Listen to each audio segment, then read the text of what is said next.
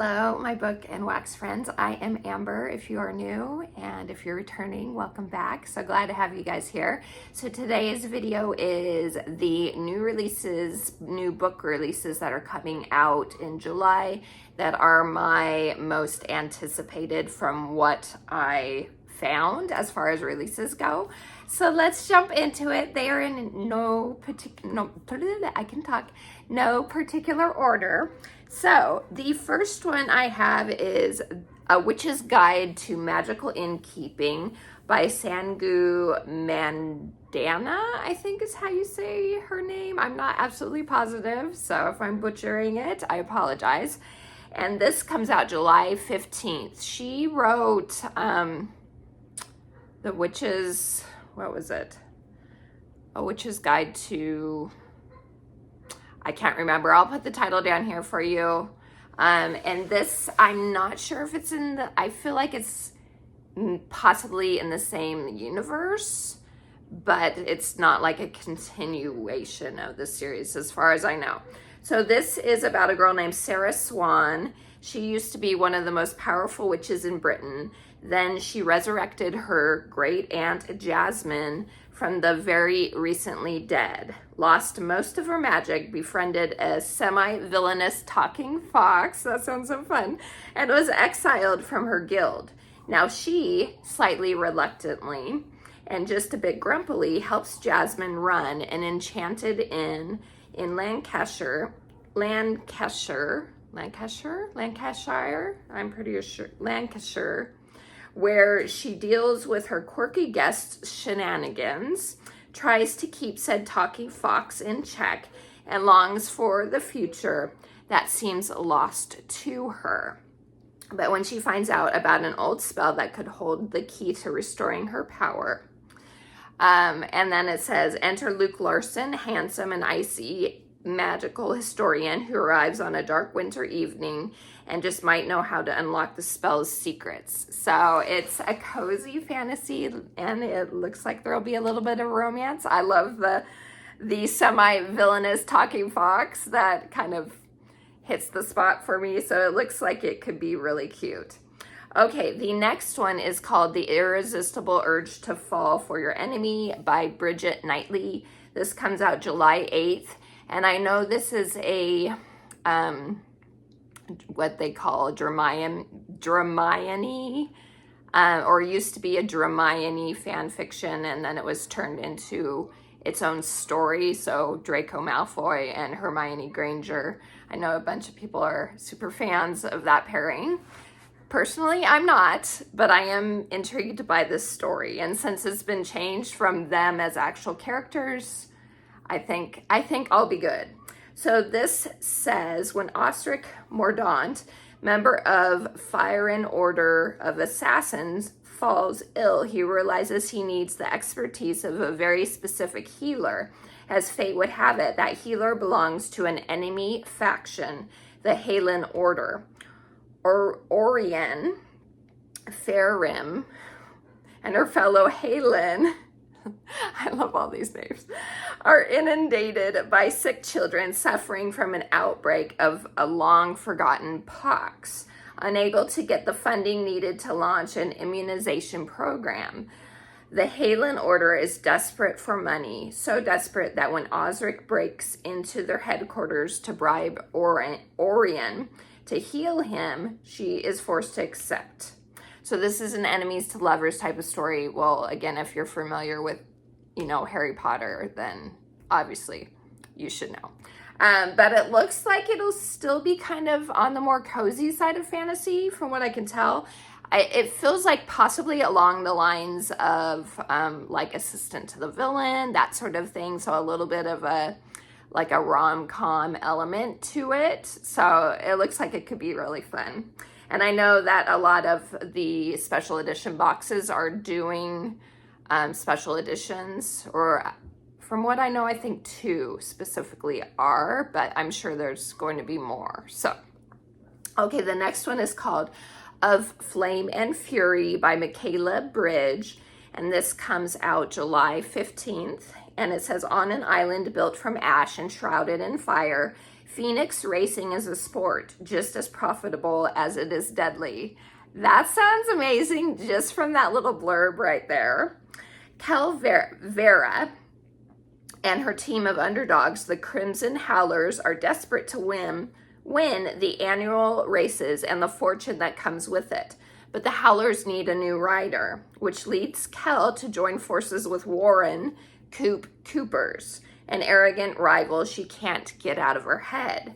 As tensions rise on and off the track, Kel accepts a job from a mysterious tech mogul who shows an unsettling interest in her Phoenix Savita.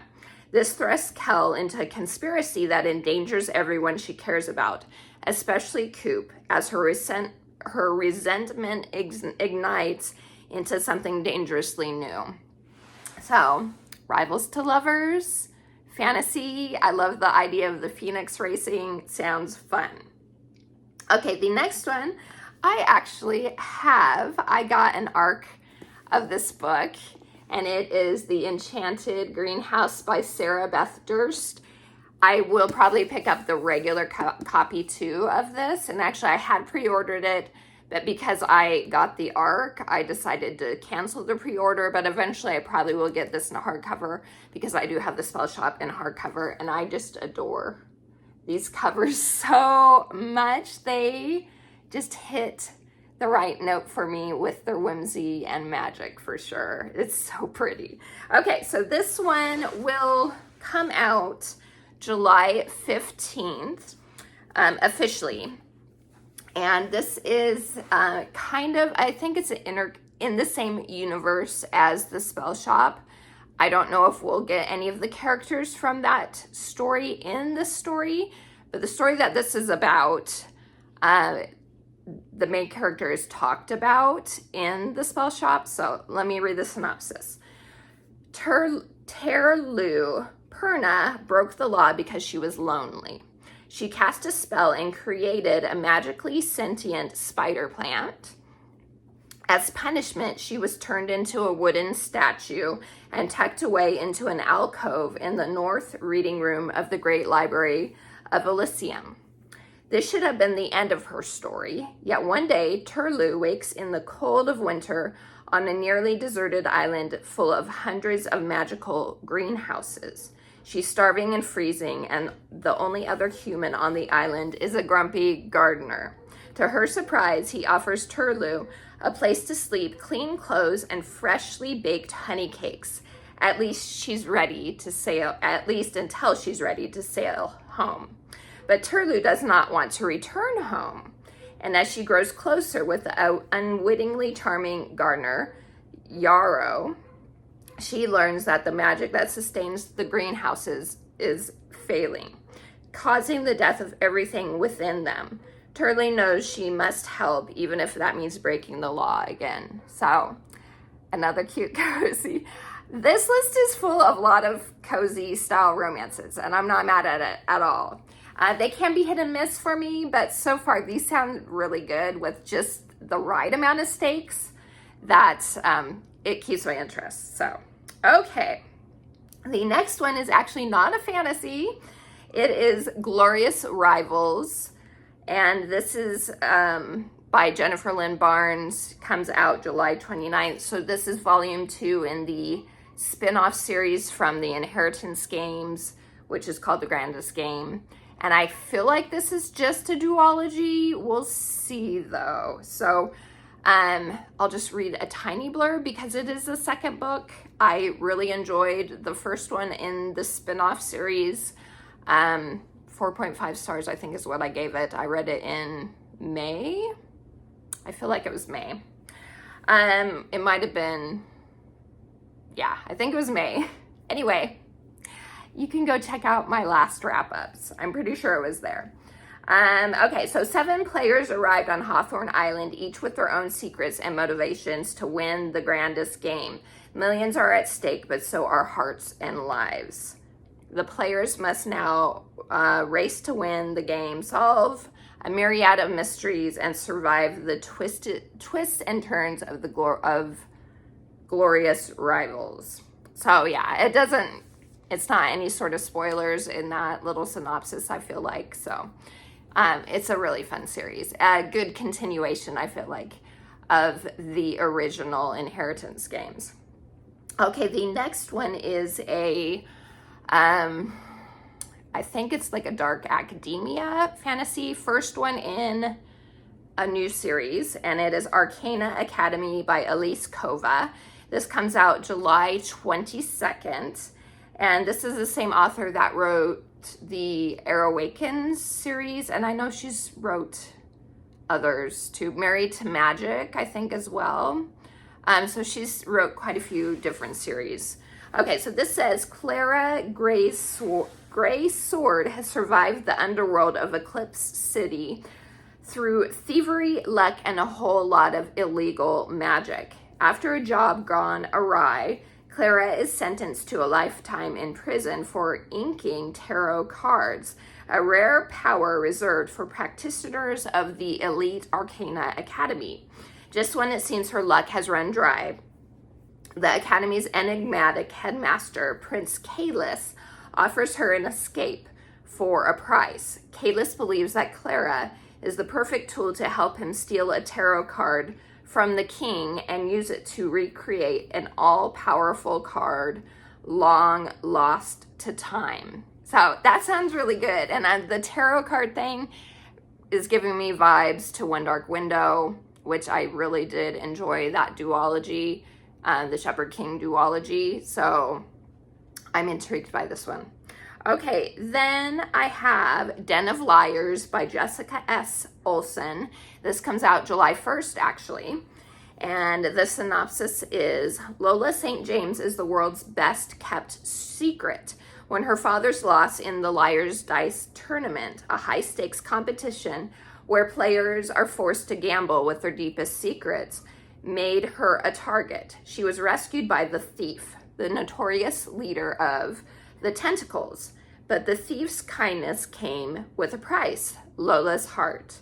In the years that followed, she and the thief formed a bond like no other, able to feel each other's emotions because of their shared heart.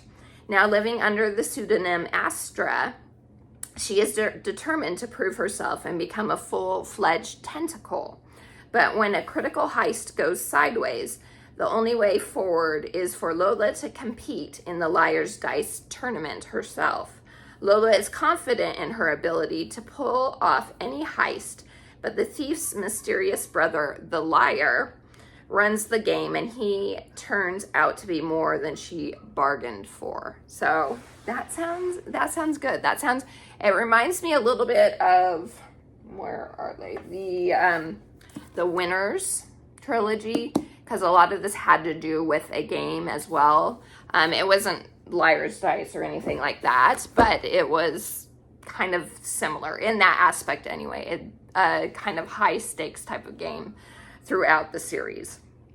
Okay, the next one is called Town of Shadows by Jessica Scarlett. This also comes out July 1st, and this is a historical fantasy.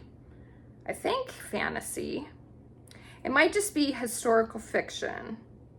No, I don't know. We'll find out together. Let's see. In Victorian London, magic earns you a noose. Okay, it's historical fantasy. 18-year-old Dorothy St. James can't control her magic. To avoid arrest, she locks herself at home and buries her nose in her experiments. But a kidnapper called the Rook is on the loose, and his victims keep turning up insane. When Dorothy's father is taken, she must exchange her beakers for bravery and find the Rook's trail. The problem is only one person ever has, a mysterious masked hero. Ashley Gardner unabashedly casts illusions, using his charm to flip between the upper ton and the magical underbelly below. When Dorothy accuses him of knowing the masked hero's identity, he flatly denies it until the clever beauty intercepts a communique he desperately needs. They strike a bargain. She'll give him the message in exchange for 3 clues to point her in the right direction. But Ashley won't make them easy. In fact, he'll make them impossible because he has his own dangerous reasons for keeping Dorothy away. and Ashley always gets what he wants. So that sounds really fun. And I'm really looking forward to that. I think that is an indie published book, and so I do like to support indie authors. Okay, the next one I actually have an arc of as well, and that is Never the Roses by Jennifer K. Lambert. And this one comes out July 8th, and because I got it in an arc, I definitely wanted to put it on my most anticipated, since I do have it already. And the synopsis is, the dread sorceress Onira has retired. She's fought and won endless wars for her ambitious queen, and has finally exiled herself, seeking peace in a remote forest where the mountains meet the beach. There in the peculiar company of a wolf, a kestrel, and a cat, she comes to accept that her death would be the beginning of a better world. But she has one last curiosity to satisfy. Onira makes a reckless trip from her hidden fortress to the most extensive library in existence, the collection of her most powerful rival, the sorcerer Steranos. Perhaps on the behest of fate, a book on rare roses catches her eye. With little to lose, she steals it and returns to her self-imposed exile. As the subject takes root, she initiates a forbidden correspondence with her once enemy. Taunting notes and clever retorts reveal a connection neither has found nor ever could find in any other. But Onira soon learns that Steranos, bound to a vile king, is called to war against the queen she once served. So that seems like the library was like ding, ding, ding for me. Seems like it'll be fun. All right, and then last but not least is Fateless by Julie Kagawa, who wrote the Iron Fae series and a lot of others. She's written a dragon series as well, but I know her Iron Fae series is what she's the most well known for, and I did really enjoy that series. So this comes out July 15th, and this synopsis is, deep in the forgotten city of the Deathless Kings, an ancient relic of untold power waits for one bold enough to steal it. When 17-year-old Sparrow joins the Thieves' Guild, she made a vow of binding loyalty to their cause. So, when a mission comes along from the Circle, a group of mysterious, dangerous beings who control the Thieves' Guild from the shadows, Sparrow is determined to cement her place in the guild. What ensues is a death-defying adventure that has Sparrow and her band of thieves venturing into the heart of the forgotten city of the Deathless King. The fate of Sparrow, her companions, and Wraith, the enigmatic yet alluring assassin Sparrow is forced to join forces with during their quest, all hang in the balance as they find themselves battling ancient forces within the tombs and facing the unwavering hold of fate. So, another heist one. Now that I've read through all the synopsises all together, I have quite a few that are kind of heisty. I'm not mad about it. I think those books are always fun, but yeah, this one sounds good with the found family aspect as well. So that's it, you guys. Those are my 10 most anticipated new releases that are coming out in July. Let me know if any of these sound good to you, or if there's any that I have missed that you are looking forward to picking up in July. And until next time, please like and subscribe if you haven't yet. And I hope you have a wonderful rest of your day. TTFN. Ta-ta for now.